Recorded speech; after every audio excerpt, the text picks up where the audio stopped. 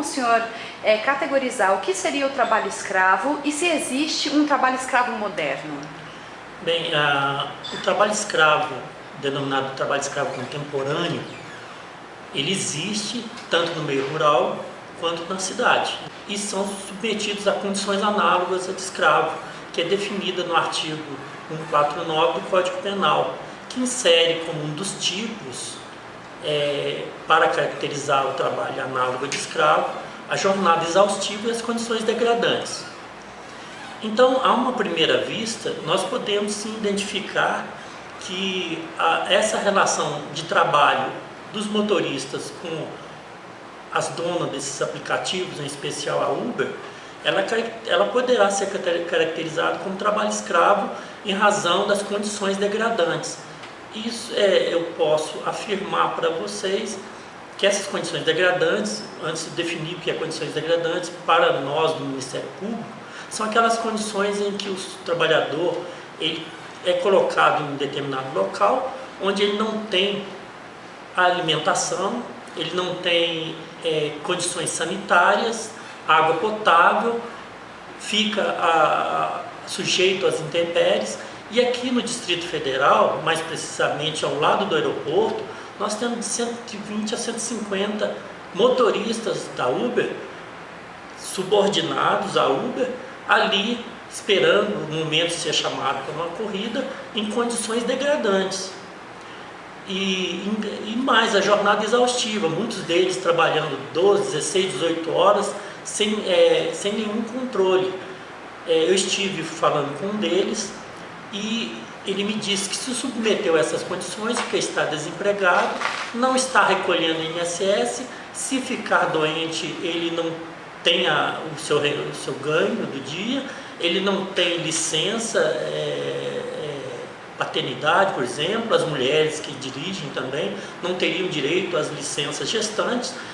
Então, na verdade, a conclusão que eu cheguei após analisar essa situação é que há uma precarização forte nas relações de trabalho. Os trabalhadores estão perdendo seus direitos e o Estado não está arrecadando. Então, o lucro ou o desconto que é dado ao consumidor e o lucro da dona do aplicativo sai do bolso do trabalhador e de nosso, como contribuintes. Quais são as ações, né? Que tipo de controle é feito em relação, assim, da parte do Ministério Público do Trabalho em relação à Uber? Aqui na Procuradoria Regional do Trabalho da 10ª Região, a semana passada eu mesmo já requeri a instauração de um inquérito civil para apurar essas condições em abrangência nacional, para tratar a questão e evitar que mal aconteça, porque nós estamos iniciando um processo recente, 1 ano, 2 anos no máximo, e esse processo, esse problema pode tornar-se mais complexo.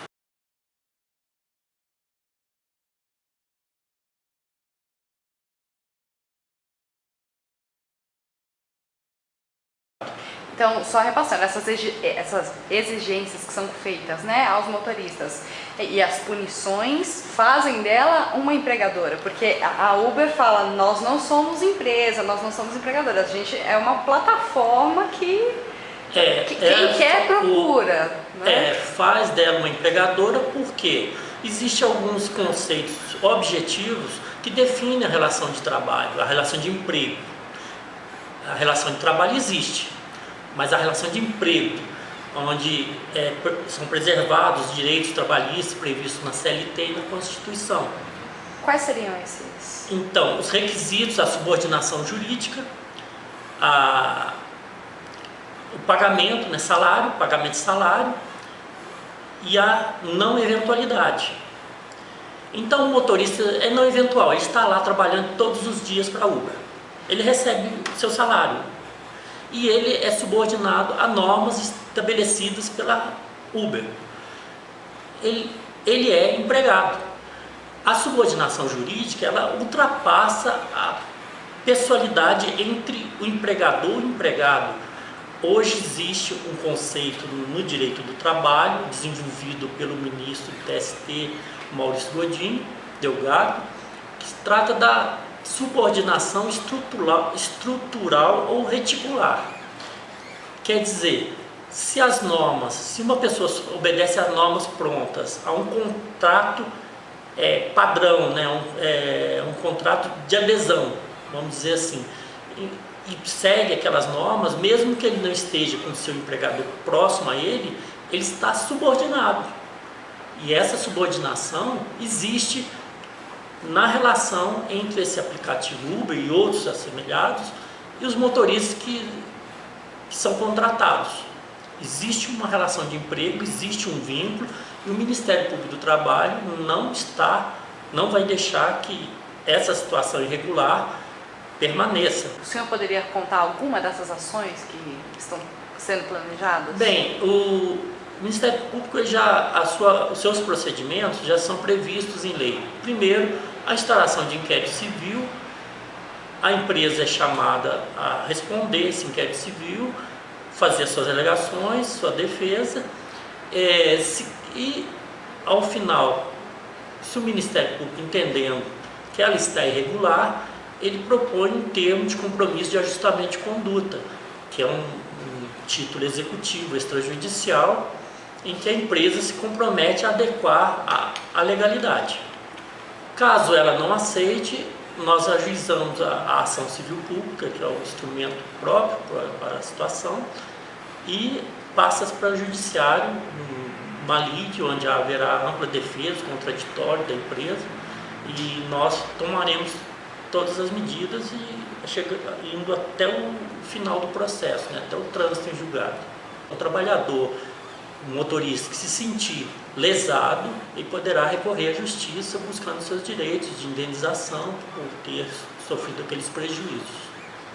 A maioria dos motoristas que eu conversei com mais de 8 já, não quiseram se identificar, né, por medo de retaliação.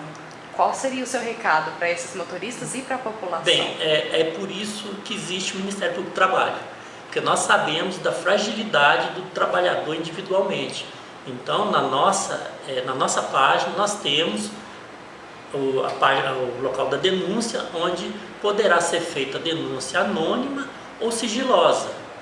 A diferença entre as duas, a anônima, a pessoa não se identifica, sigilosa ela se identifica, mas é preservado o seu nome. E o trabalhador individualmente, ele é protegido pelo Ministério Público do Trabalho, porque sabemos da sua fragilidade nessa relação entre o motorista e o Uber.